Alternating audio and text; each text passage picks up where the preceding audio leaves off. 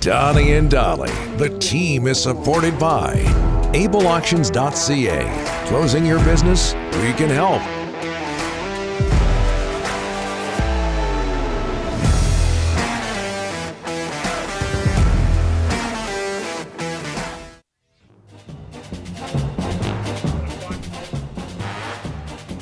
That's what I'm talking about. All of our guests today, including Ross Tucker, standing by, brought to you by the Waddling Dog Pub, one of Victoria's favorite local watering holes, located 10 minutes from the ferry terminal, the two-time #1 pub in Victoria. Invites you to see why they are a go-to watering hole. The Dog has welcomed back the Canucks in the NHL season by extending their hours so you don't have to miss any of the action. Come sit and stay until the final whistle as we bring in Ross Tucker from the Ross Tucker Football Podcast, Westwood One, and CBS Sports. Ross, thanks for doing this. How are you, sir? I'm doing awesome. I love that, by the way. Waddling dog, come sit and stay. Get it? Beautiful. You get it? Because it's a dog? Yeah. Let's go By the for way, a what's walk. Victoria? I thought you guys were British Columbia. Victoria is the capital city of British Columbia, located on Vancouver Island. Got to take a ferry. Write this down.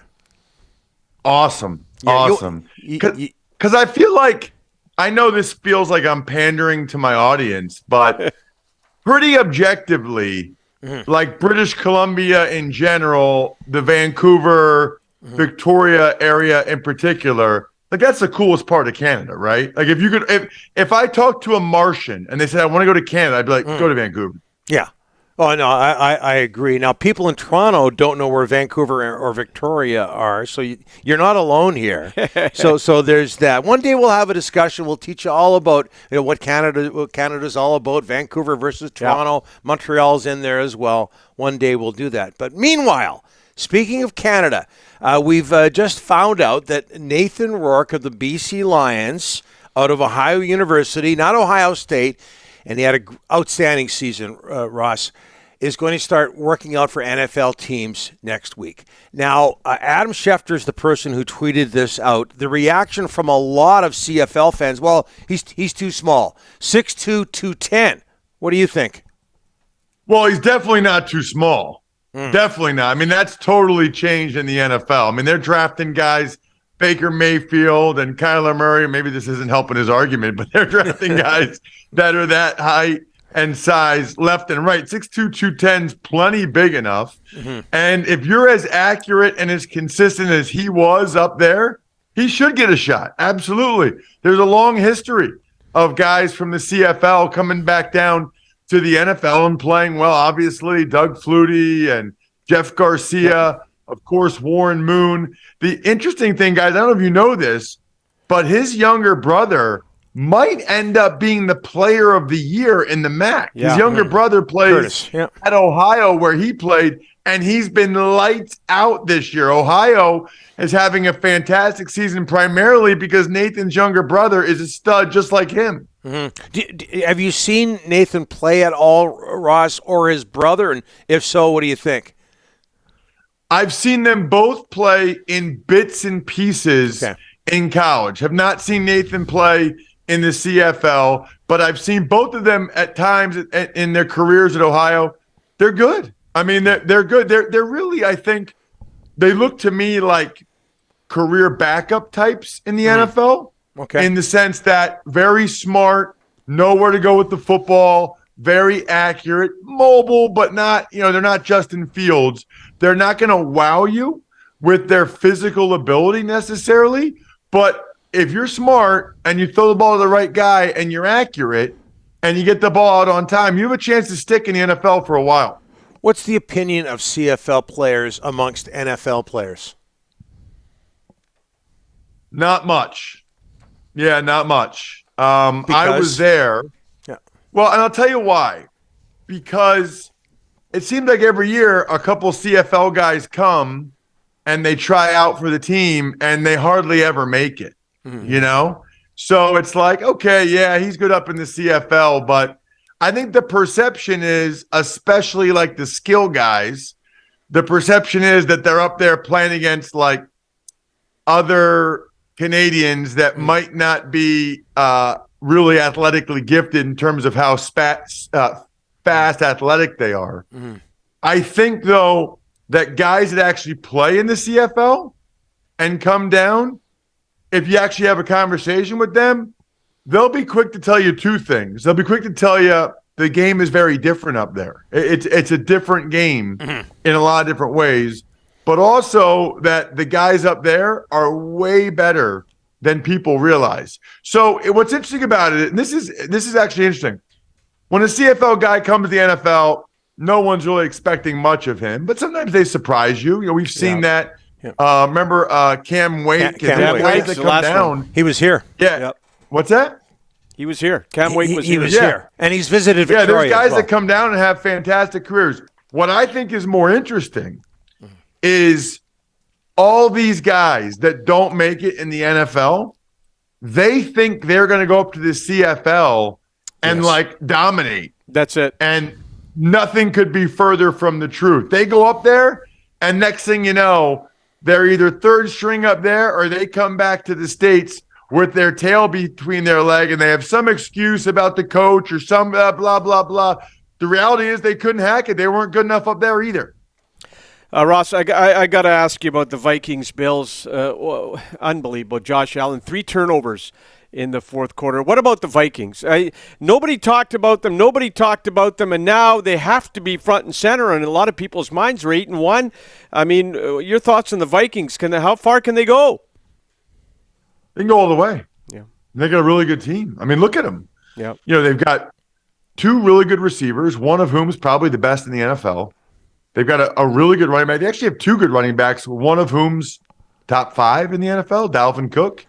Now you have TJ Hawkinson at tight end, who's a top 5 tight end. I mean, guys, we're naming a lot of positions here, right? I mean, where they have good players. Kirk Cousins has performed like a top 10 quarterback in the NFL this year. Performed very well. The offensive line is much better than last year, and the defense is much better than last year. They have a good thing going with their coach, O'Connell. You know what's interesting? I always think, I don't know if there's a comparison in hockey, right? But the Vikings are winning all these one-score games. Mm-hmm. Yeah. So half the people will tell you, boy, it's the culture, they believe, it's the coaching, they're finding ways to win. And the other half will say, yeah, they're winning more than their fair share. That's going to come back to bite them. Mm-hmm. They're due to lose a couple of these close games.